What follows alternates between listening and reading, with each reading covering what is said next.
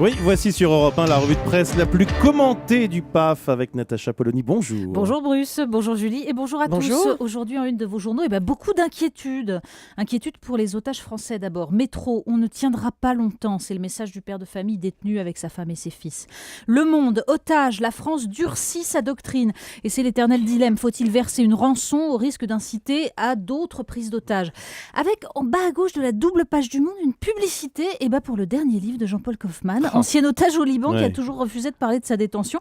C'est le charme et les hasards de la mise en page. Et puis, il y a les résultats de la législative partielle de l'Oise. Le Parisien, Hollande sous pression.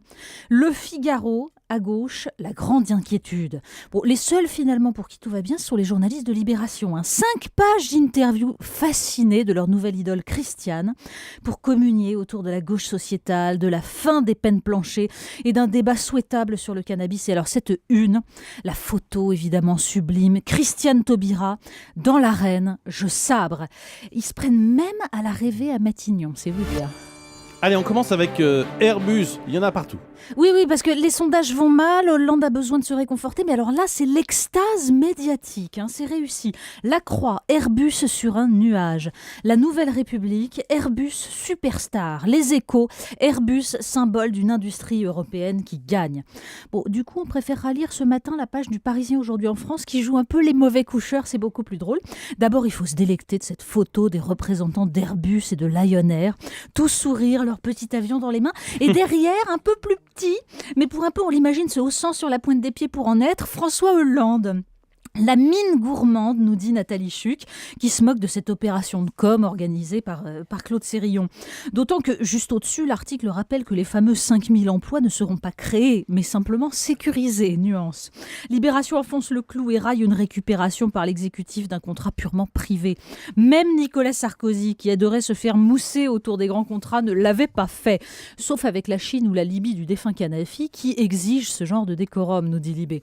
Et puis, il y a cette ode du président à la coopération industrielle franco-allemande du temps où l'Europe vivait de grands projets, pas d'idéologie technocratique. Aujourd'hui, c'est plutôt chacun pour soi. L'Europe en crise avec Chypre.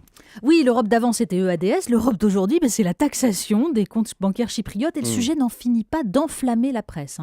Confisquer une partie de l'épargne à Chypre ou ailleurs, écrit Didier Rose dans les dernières nouvelles d'Alsace, est une idée aussi géniale que de vouloir éteindre l'incendie de sa maison avec de la dynamite. Et dans le Figaro, Gaëtan de Capelle résume le problème. D'abord, une méthode qui piétine allègrement la démocratie parlementaire, puisque la Troïka UE, FMI, BCE dicte sa volonté aux députés chypriotes. Inutile dans ces conditions, écrit-il, de verser des larmes de crocodile à chaque poussée populiste aux élections. Mais l'éditorialiste du Figaro pointe surtout l'essentiel. L'occasion est belle, entend-on, de mettre à contribution la lessiveuse chypriote abreuvée de milliards de fonds russes aux origines douteuses. Sûrement. Mais la vraie question est de savoir comment elle a pu prospérer au vu et au su de tous sans qu'il se soit trouvé aucune troïka pour s'en émouvoir. Elle est vraiment très loin, l'Europe d'Adenauer et de De Gaulle, l'Europe de ADS ou d'Ariane. Il est question aussi dans la presse des rythmes scolaires. Mais oui, le calvaire de Vincent Payon s'éternise. Encore des pages entières sur les rythmes scolaires.